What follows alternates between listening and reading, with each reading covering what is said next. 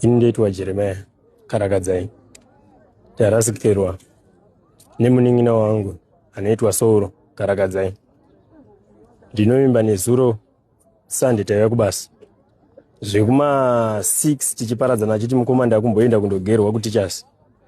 Ndikati muning'ina dai wandibhadharirawo ndadiyo ndagerwa. Akati munotevera. Ini nekuda kwenguva ndakatadza kuzobata nguva yekuti ndisvike kupi kutichasi. So handina kunge ndaenda kutichasi. Ndakabva pabasa nemurongo wangu. Ndobva atondiperekedza ndonidhiropa pamba. Saka taingofunga kuti mwana aenda kutichasi kundogerwa.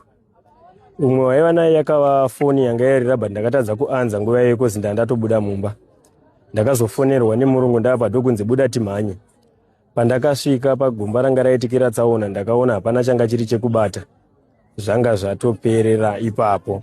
Saka anotaura wacho aiva naye atiudza kuti mwana akazongopedzisa neshoko rekuti that's why iye akakwanisa kuzovhunduka zvekuti zvinhu zvakaita kuti adzokere kumashure.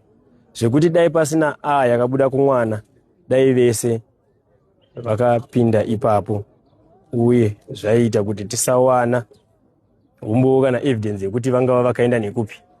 Kozi kutichasi inzvimbo yakasununga yekuti hataimbofungira kuti vanhu vanodi vanoshayikwa. Zvichidaro takagara. Gomba zvakandibatawo ini semukoma wemunun'una. Ranga risina kana saini zvaro rekureva kuti pane construction pane chiri kuitwa. Zvinoitwa kana mumugwagwa zviya. Vanhu vachigadzira road. Vanisa kana saini yekuti kuri kugadzirwa mugwagwa. Anozviita kanzela wekuno sorry nekurwadzikana.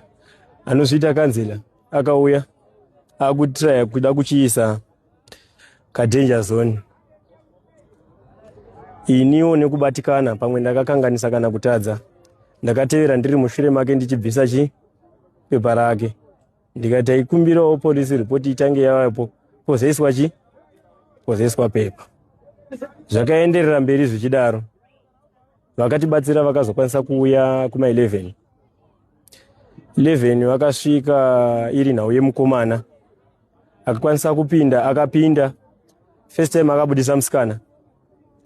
Saka isi tiri vanhu vanga vasavatatumboona kuti munhu angava munhukadzi kana munhurume. Akadirwa mvura pakabvunzwa ndiye here. Akati haasiriye.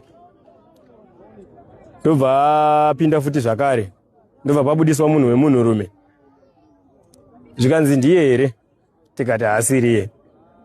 Pakubudiswa kwemunhurume rakanga rava bishi. Munhu anga ari munhu mukuru kuremawo plus aiburitsa pakudhonzwa kwemabheudzi aanga nawo akamukanganisa. Akati ini ndakumbozorora. Takashushikana nazvo kuti saka muning'ina ari kuda kuti zviite sei. Takazorora kubva kuma 12, 1, 2 exactly 3 o'clock achipinda futi pai mvura. Muning'ina akawira side rekumabvazuva kunova kunotangira gomba kwaida kuti akirose nako. Asi akazowanikirwa side rekumavirira. Zvinova izvo zvakakashikamadza munhu wese. Pati ndinoti kumhuri yeZimbabwe nokutibatsira kwamaita kuti muning'ina ave anowanikwa. Ndinokutendai. Rambai muchitira vazhinji rudo rwakaita seuro. Ndatenda. Muning'ina wangu anga ane makore 19. Ndinovimba ndakamudzosera kumusha. Ndakamuchedza musi wa28 November. Ndichiti uya tisenze kuno muning'ina since wapedza form 4. But akauya asina kutora chitupa ndikamudzosera muna April. Ndichiti muning'ina china kutora chitupa kuitira kuti zvizhinji zvinozoda chitupa. Ndaisaziva kuti kwaiva kuyeneka kwaanga ava kutoita. Asi ndinovimba muning'ina achawana nzvimbo yekuzorerera. Pandiri pano ndangosara ndiri munhu akabata wallet yemuning'ina wangu. Chitupa china mukoma wakuru. Anga atengawo gaba rekuchengetera mari. Mari yake yasara $71. Ndo yatawana iri muwallet yemuning'ina wangu. Saka zvinhu zvinorwadza. But kuchema chaiko musodzi dzapera. ndakabva manheru kuma8 kusvika pari nhasi. Saka misodzi chaidzo, hama dzadiwa, motibatsirawo. Ndinotenda dai umwe wacho aburitswa, ashawirwa hama, akava nevanokasira kumubatsira kuti awanirwe hama, kozi rufu rwakadai runorwadza. Musikana anonzi aiva nefrendi yake kumba, asi frendi yaiva neboyfriend yaibva kubudiriro 1. Ichibva kubudiriro 1, musikana uyu akatumwa neumwe wake kundotora boyfriend. Mukutumwa iye akatochinjanisa foni, ndobva tora foni yefriend yake kwakubuda nayo. Saka ndiye munhu angachikommunicata neboyfriend. Pakukommunicata neboyfriend anotonzi akasvika pamike kwakuchitenga muriwo, kwakuchibatisa boyfriend inenge inoziva kupi kumba.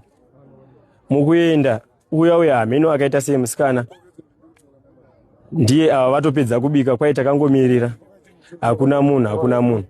Boyfriend painozonzwa zvekuwira kwevanhu ikati inini hana yangu iri kurova, handiziye, kozi foni haichaita, hapana. Saka uyu anonzi akawira kuma27, munin'ina wangu achizouyawo past 7 nezuro, same day.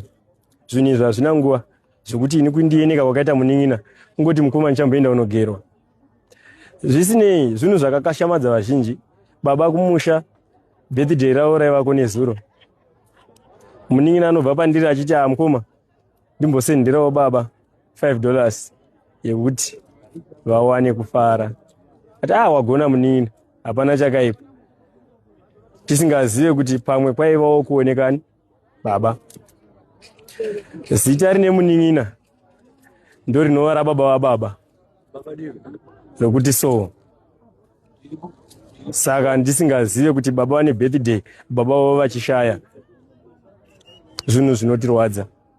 But ndinotenda mhuri yeZimbabwe nerutsigiro nekutibatsira kwamaita. Zvakawanda zvinowanikwa, but takuiisa kumaoko aMwari. Dai mukatibatsirawo tikwanise kupedza dambudziko iri mune zvakanaka. Panofa zera diki, mashoko anowanda, kusimunzwa kwematemo kunovapo, kufungirana kuriko, asi Mwari dai vaisa mwoyo wavo, vanhu vakwanisa kuviga vanhu, idambudziko rinowira, hapana atuma. Ndinotenda zvikuru, handiziye, misodzi dzakapera, handichaziva, yangovawo nyama yemunhu. Ndinoti kumunin'ina wangu nehama dzaaita kuti dzivewo pachena, dai Mwari aropafadza. Tatenda.